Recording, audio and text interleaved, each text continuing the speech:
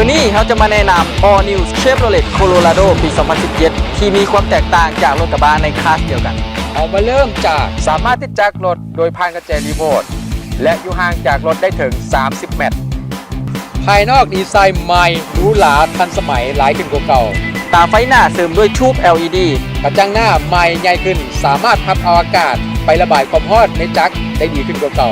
ไฟตัดหมอกใหม่ใหญ่ขึ้นสามารถกระจายแสงสว่างได้ดีขึ้นกว่าเก่า พวงมาลัยไฟฟ้า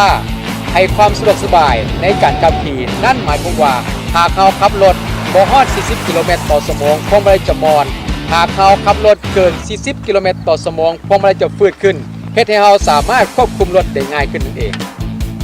เกียร์ออโต้6 สปีดและกระปุก6 สปีดเฮ็ดให้ทานประหยัดน้ำมันหลายขึ้นกว่าเก่า นี่คือส่วนหนึ่งของ All New Chevrolet Colorado ปี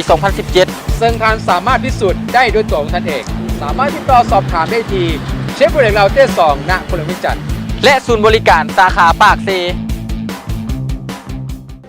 Find new roads. Chevrolet.